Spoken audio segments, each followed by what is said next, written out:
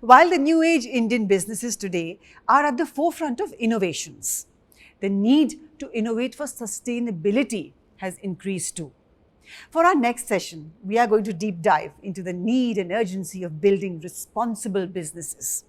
I would like to request the moderator for the session, Ms. Shweta Ramdas, Sustainability Lead, Amazon India Operations, to introduce the panelists and lead the conversation.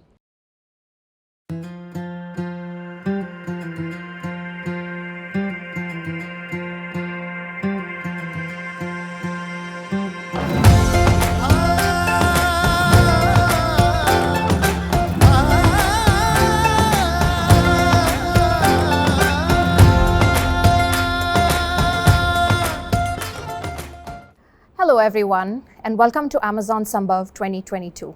I'm Shweta Ramdas, Sustainability Lead at Amazon India.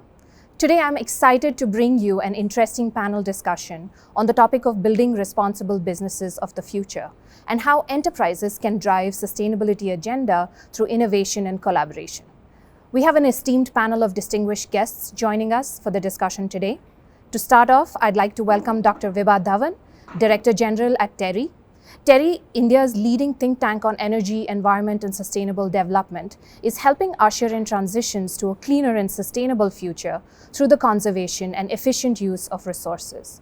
I would also like to welcome Abhinav Singh, Director, India Customer Fulfillment, Supply Chain and Global Specialty Fulfillment at Amazon. Thank you for joining us. Today, in this discussion, we will focus on key issues that require greater attention as Indian businesses begin to address climate-related challenges, as well as bring to the fore the best practices in our endeavor to build responsible, sustainable businesses of tomorrow. We will further touch upon Indian businesses and their role in leveraging technology to make bigger strides towards sustainability. Let's dive straight into the questions we have for you today and start with you, Dr. Vibha. We all know that TERI has been working closely with different players in the ecosystem to mainstream sustainability in their business strategies and practices. What's your view from a macro level on how things are and what kind of steps do we need to take in the next 5 to 10 years? Thank you so much for your introduction and asking this important question. We all know that sustainability is the buzzword today. Everyone is talking about it, and largely because we really want to survive on this planet.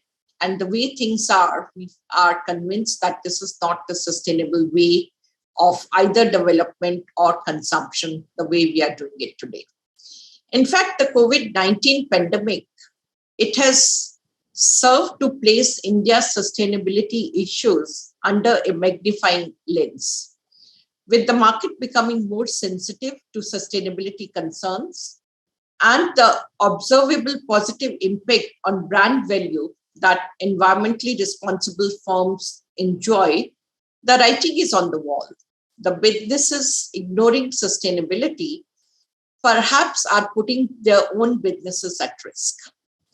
A medium-term risk assessment for any business requires the factoring in of sustainability scenarios and implications for that businesses.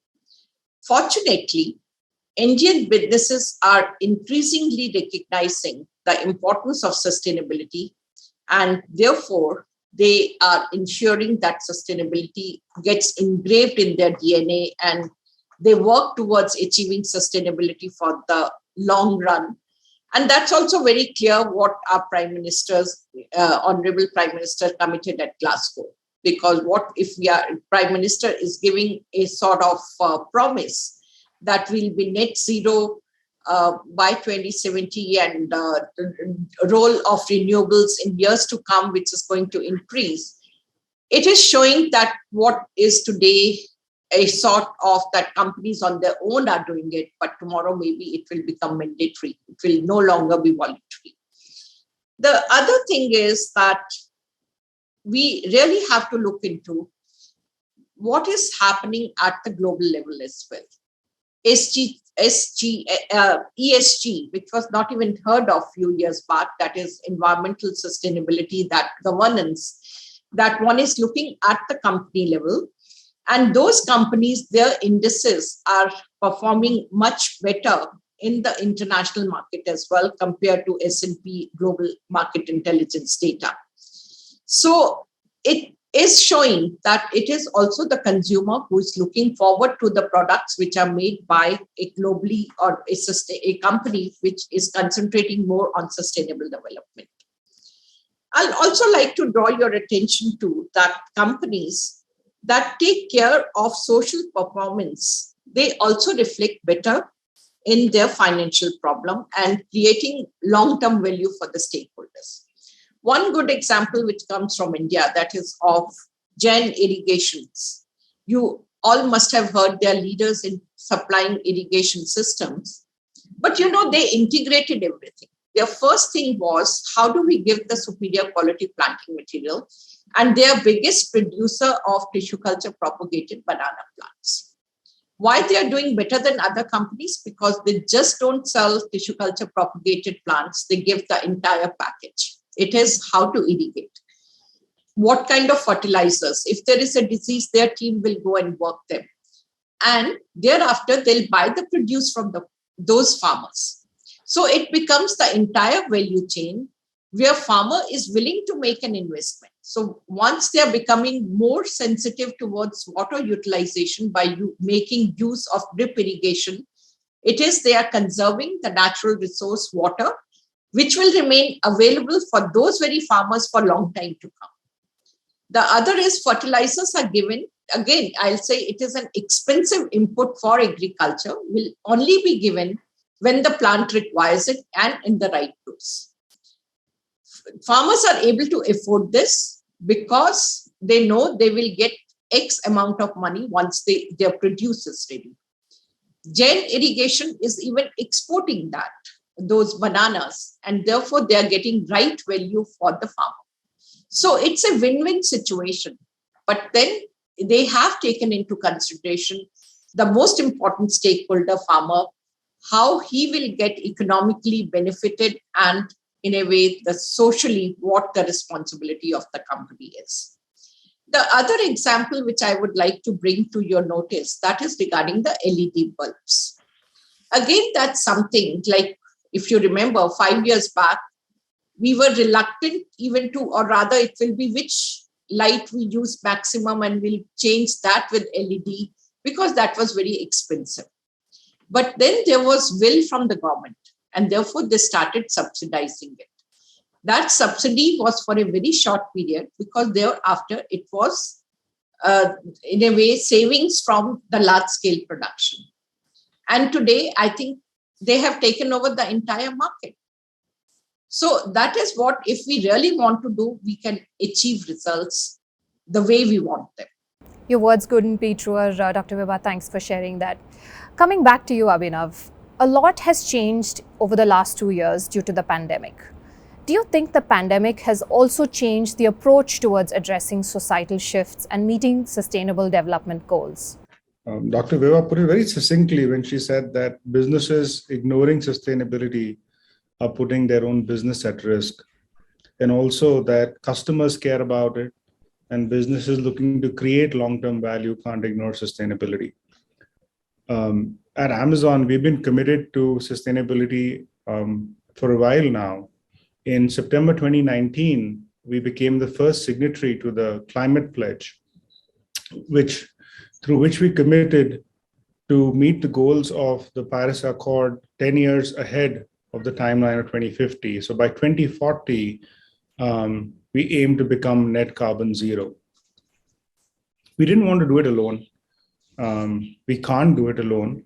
And honestly, it is a collective effort for the planet, which every single company, like Dr. Vibha put it, needs to get involved in.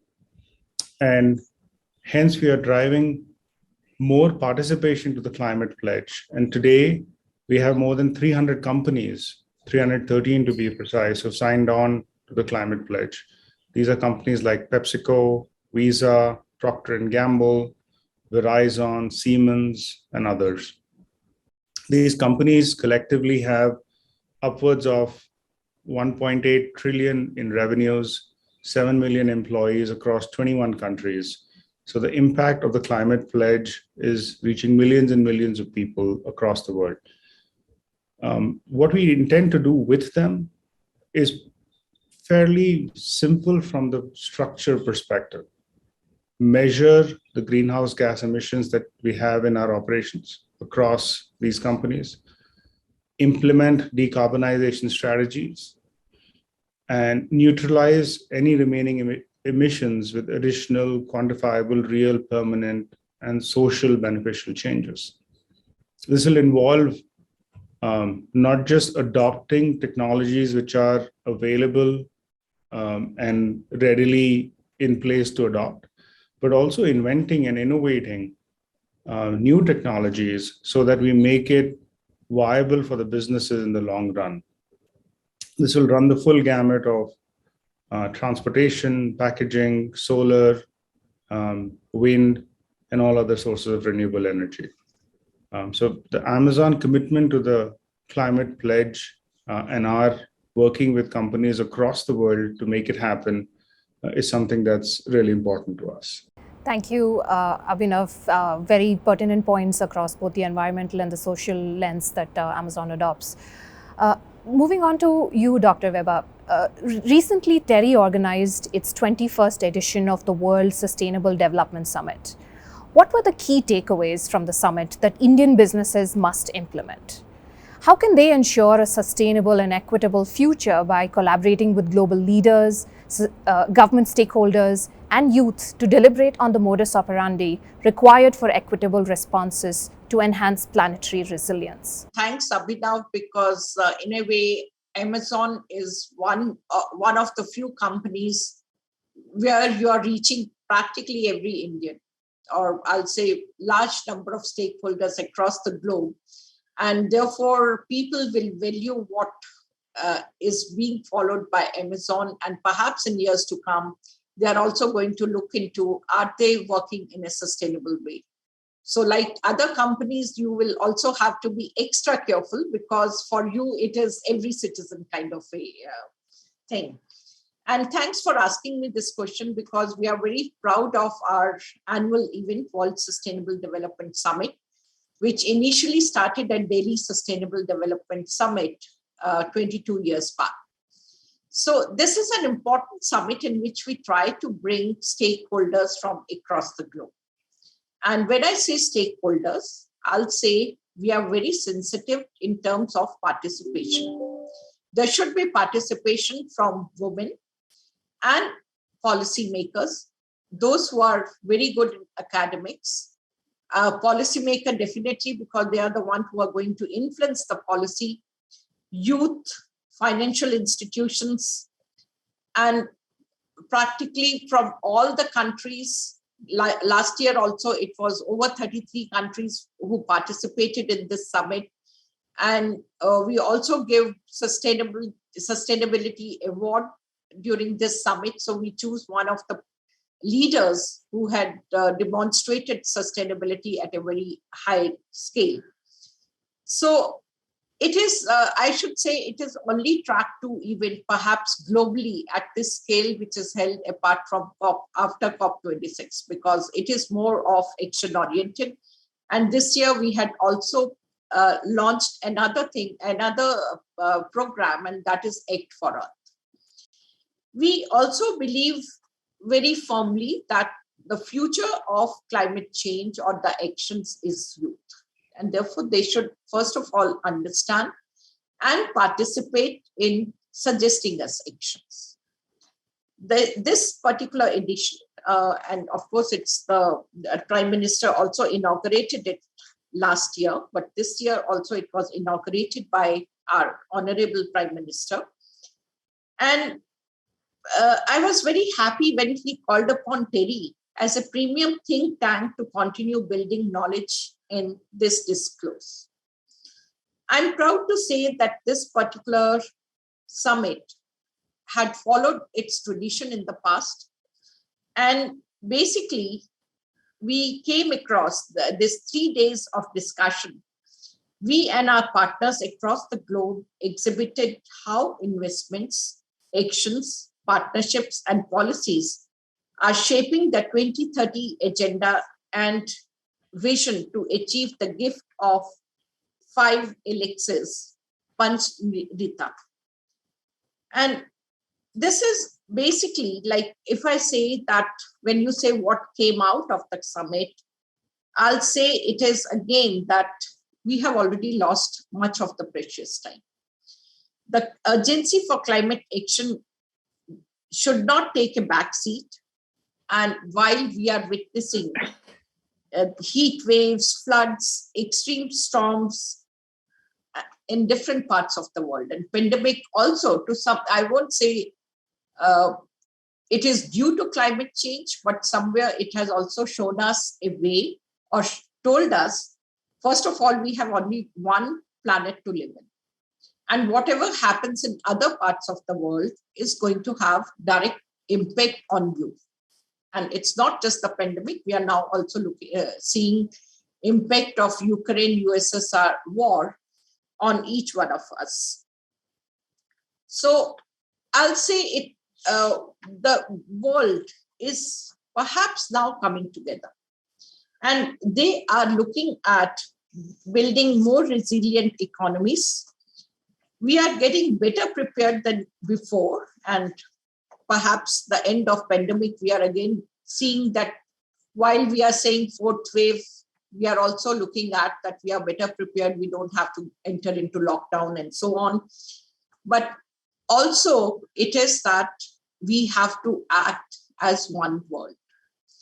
Although the investments are still not coming in, because when we talk of energy transition, we have to make major investments. It's still not coming up the way it should, but overall realization is there that there is urgency to address the climate crisis, and therefore it is financing as well as sharing technology.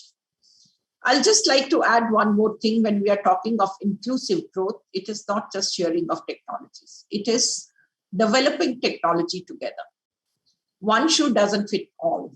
And therefore, a country with so much of diversity like ours, its socio-economic conditions are so different. And at the same time, we are a growing economy. We talk of how much of infrastructure is yet to be built. And in years to come, perhaps because we will make advantage of what is available in the world as best technologies, we will be able to adopt them. And also develop technologies which are suitable for small and medium industries. I'll say for rural housing, how to make them more green, more energy conscious, and so on. So therefore, India also has an option to develop these technologies and perhaps share it with the rest of the world as well. So when we talk, like we are talking these days quite a bit about hydrogen. Now, will it be the best thing to just get it from few companies and start manufacturing? Or like, of course, the hydrogen mission has been announced by the Prime Minister in last Independence Day. And we are working towards that. But over there, as a country, it is our responsibility, and we are intelligent, hardworking people in our country. Indians are very hardworking. So therefore, we should contribute towards developing hydrogen economy and ensure that it is not just limited to large industries, rather it is made available to our rural India as well in some way or the other. And that is where perhaps we also need to set up units, center of excellence, where you train everyone. Because technology is one thing, technology development. But beyond that, see, if hydrogen is produced, we need a distribution channel. We want it as safe as possible. We want it to be made available to small and medium industries as well. It's not just the large industries. And whatever we do, there will be some problems coming. There will be some teething problems, and not just teething problem, even maintenance issues. So therefore, you also need trained manpower in those disciplines. So that is where we need to work towards if we really want the country to move towards net zero I'll say much before what has been committed. And we can do it. If we take everyone along with us, we can do it. Absolutely. Thank you for sharing those very important thoughts and underscoring the urgency that's required for climate action. Abhinav, I'll move back to you. Can you talk us through how businesses across the world leverage technology to make their operations more sustainable? Dr. Vibha spoke about adopt and develop technology, adopt existing technologies and develop new ones. I'll just extend that thought process a little bit further. It starts with intent, an intent to do something about the impact we are having on the climate.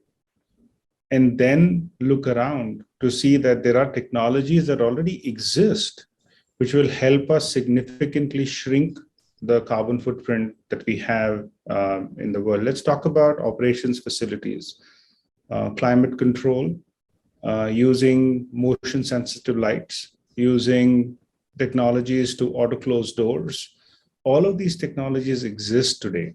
Using these technologies and adopting them in a meaningful way so that we are able to reduce the carbon footprint of those buildings is important. And we are doing it at Amazon. We are retrofitting buildings. We are doing energy studies, energy consumption studies to determine the footprint of every single building, see how is it that we can make the energy use intensity lower with every single passing month and year. We measure it at a building and a network level and so on and so forth. But the meta point being that there is technology that exists. In some cases, it is about adopting it.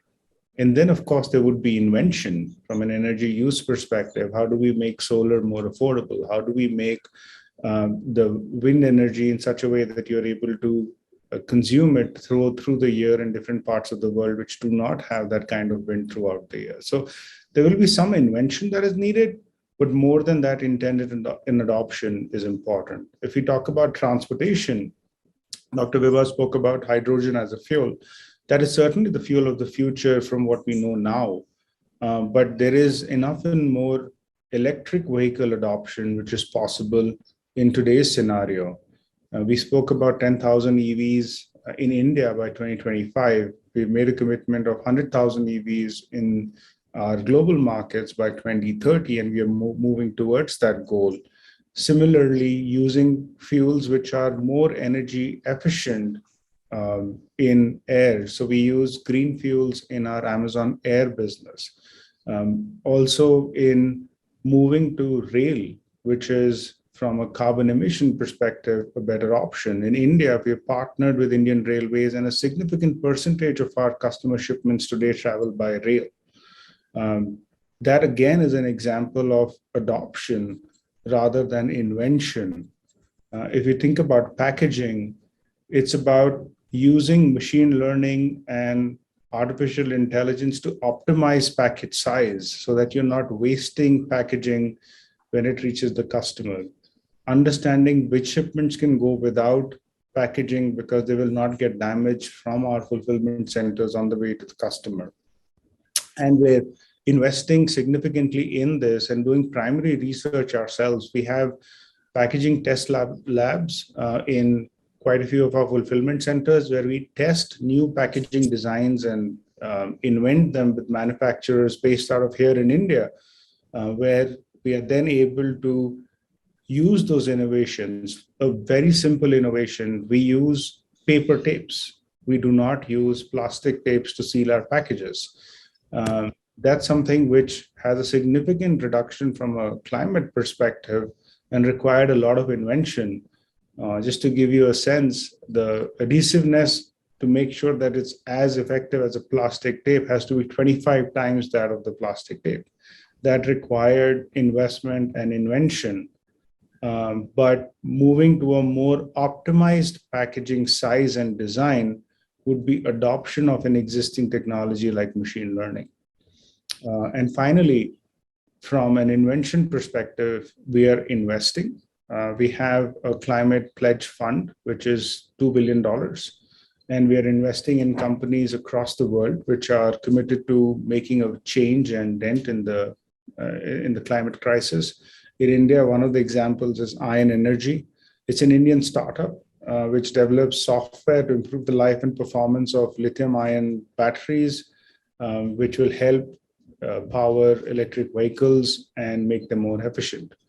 So I guess if I was to draw a virtuous cycle, I'd make it a 4-step cycle, starting with intent, then adoption, then invention, and finally encouragement for startups across India, which ties in really well with the government's Make in India initiative and empowering SMBs. So that would be my humble recommendation to companies all around the world.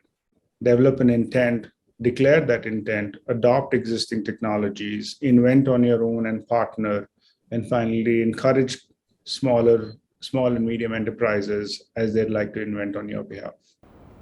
Thank you, Abhinav. I think technology is indeed a great enabler and nothing more the need of the hour to address our climate crisis. So we are nearing the end of our discussion today. But before we close, I would like to know, Dr. Vibha and Abhinav, how your organization is looking to create long-term positive impact on both our society and the planet. If you can both share your comments, would be greatly appreciated. Well, if you ask me to describe TERI in 2 words, I'll say we work on sustainable development. And TERI thinks, I should say, we are much before the issue becomes an issue. Like when TERI was established, it was on the thinking behind setting up TERI was that it will work on the problems that mankind is going to face in the future. And I'm talking of way back in 1974, when renewable energy was not even thought of. And that's the time we started working on renewables, biomass-based gasification. And then in 1997, when India completed 50 years of its independence, we launched a study, which was Green India 2047. And I'm very happy to report that it was supported by the corporate world, because everyone was talking about development, very good. But then what have we lost in this path of development? And what is going to be the scenario if we do business as usual? So therefore, it was basically that let's look beyond today and not just put those problems. Then we brought out another study, which was Disha, like what should you actually be doing? So we are early voices in all these subjects, and we continue doing that. So TERI is working, like everyone talks about air pollution. So I'm just giving few examples. So, but then what is the source of that pollution? So let's look into it, and let's also try to correlate air pollution, say, with health impacts. So let's not look into any of these things in isolation. If you have to make an investment, look into that investment just not for that sector, look into that investment, say, on health, the public health. So how do you correlate that? So as an institute, it's a knowledge-based, not-for-profit research organization.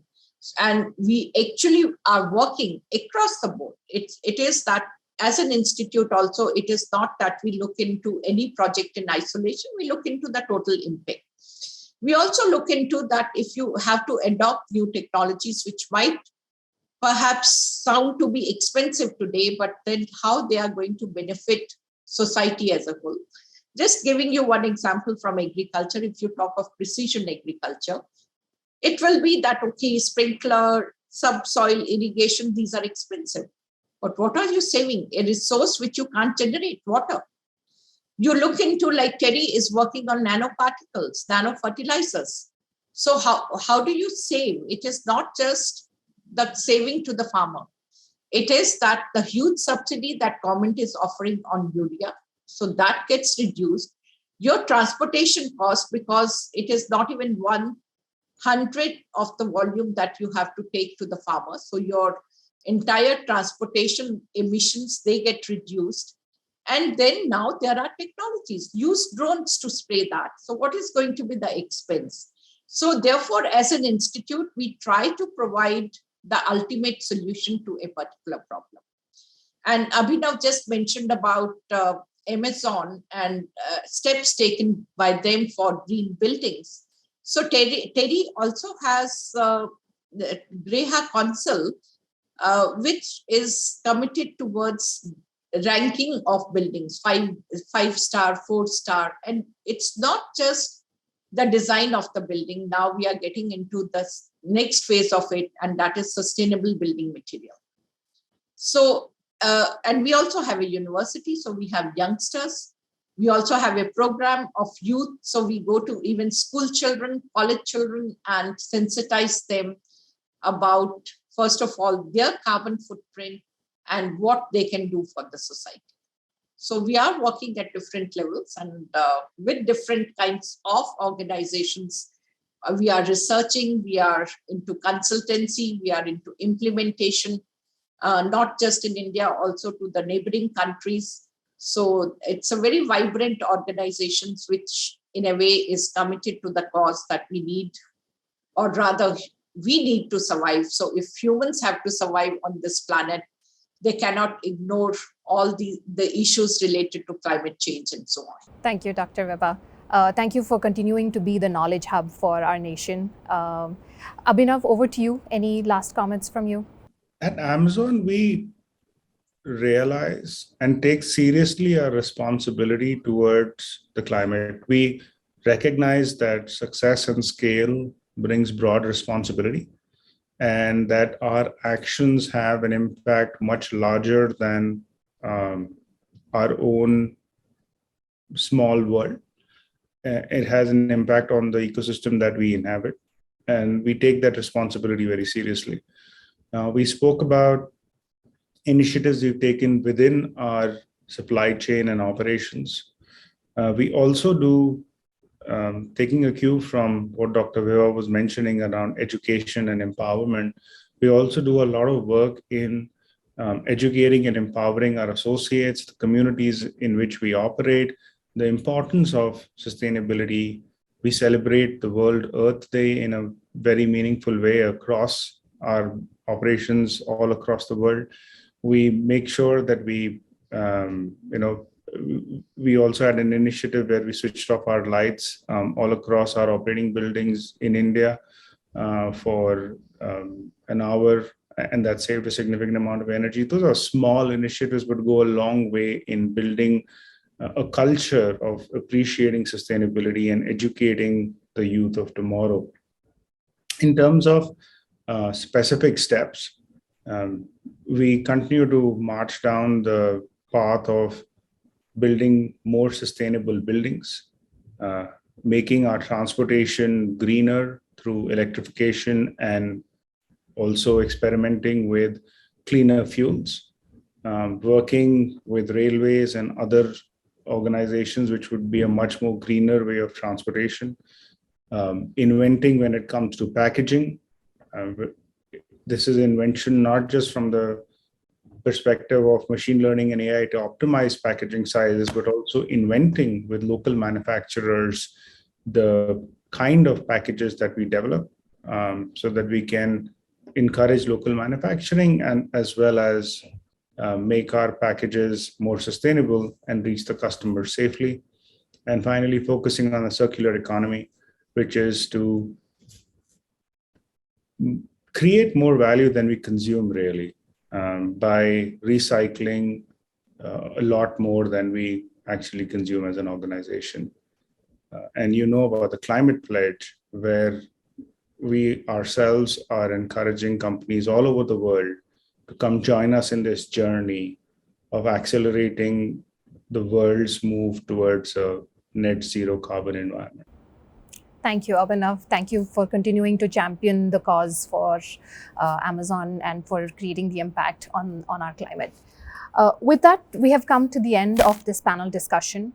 I truly believe organizations can work together and commit to running their businesses in the most efficient way in order to reduce their impact on the environment. I surely hope today's discussion and innovative ideas shared on the floor will serve as an inspiration to others to work on massive scale efforts in adopting responsible practices for achieving a greener world. I would like to thank all the panelists for joining us today. Unfortunately, Mr. C.P. Gurnani, CEO Tech Mahindra, could not join us live today. He has shared a special message for us. Can we have the video, please? Thank you for inviting me to the Amazon Sambhav.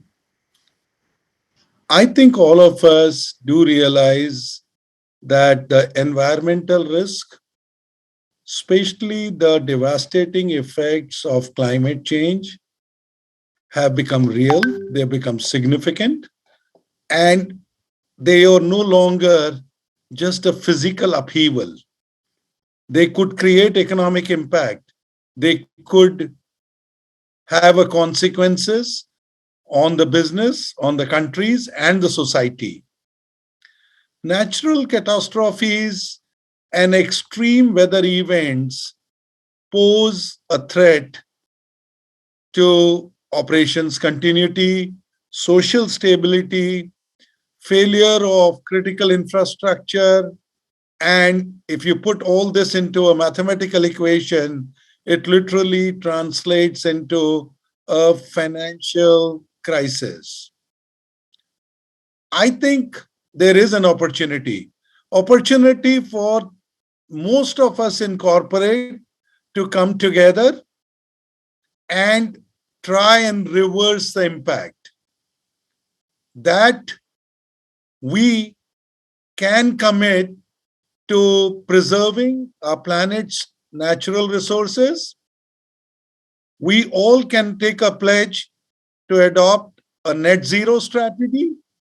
And we clearly know that planting a few more trees, pooling your cars, or reducing the energy consumption, or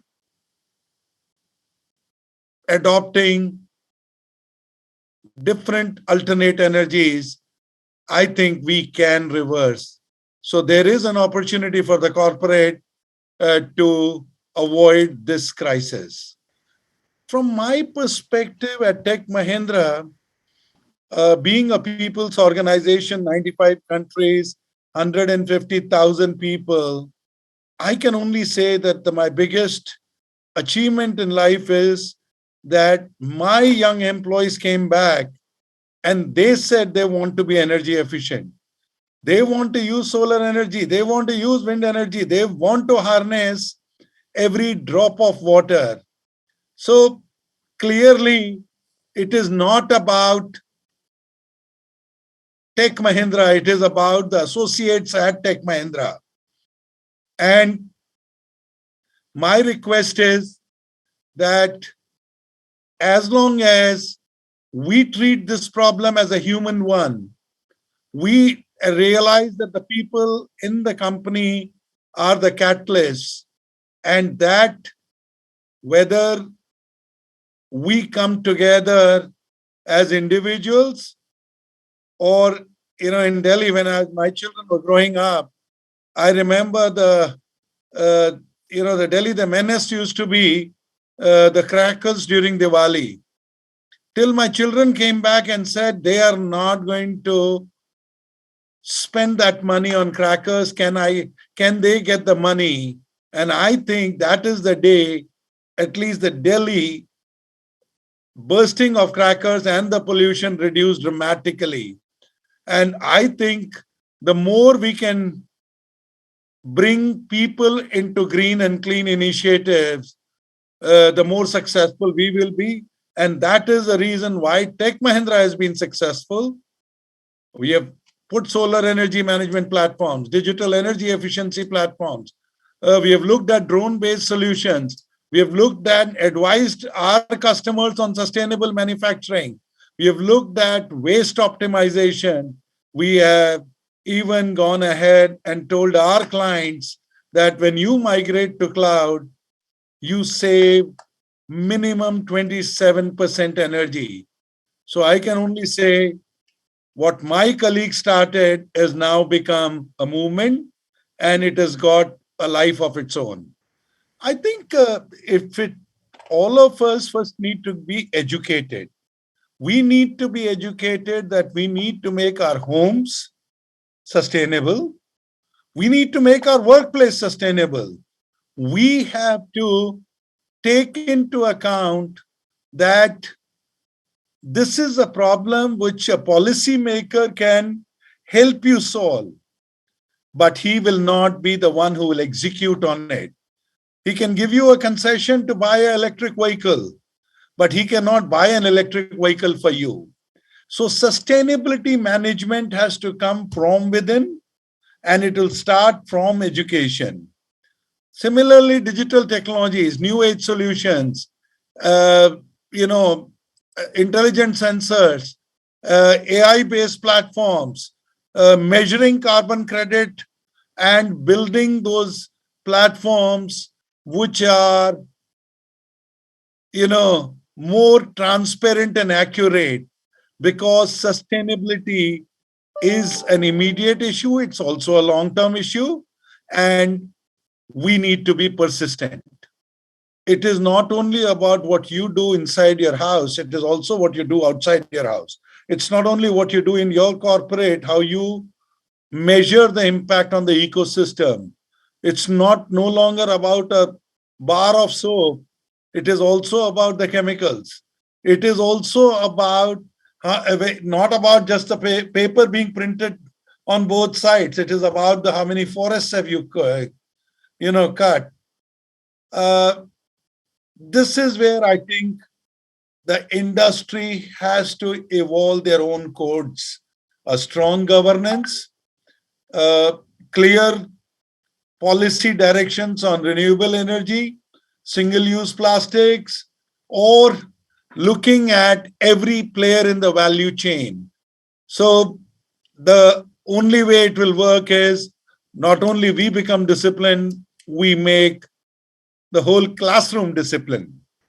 I think it is an end-to-end traceability. If I can develop sophisticated systems at Tech Mahindra which take into account an end-to-end traceability, I think it will work out. And as you know, Tech Mahindra is, terracotta seals by the Prince of Wales, every level of a gold ranking, every excellence award in sustainability. I think it just adds to our confidence that it is not only about Tech Mahindra. Our duty is beyond Tech Mahindra. We are a company with a purpose. Tech Mahindra and Mahindra Group is looking at creating a long-term positive impact both on our society and the planet. We are meeting people and explaining to them that sustainability and profitability are interlinked. That next-gen technology also means that you use lesser power. I gave the example of the cloud migration, but it is true in everything that we do in next-gen technologies, whether it is the bulbs or whether it is the way you manage the waste, zero waste to landfill practices. I again repeat, for Tech Mahindra, it started by the associates when they made the sustainability personal. The personal initiative of a few associates in Tech Mahindra empowered Tech Mahindra, and today Tech Mahindra will make it personal for the world. And we will continue on our journey, and our passion reflects in every conversation we have with the society. Thank you everyone who's logged in to be a part of this session. Stay tuned. Lots more coming your way at Amazon Sambhav 2022. Have a good day.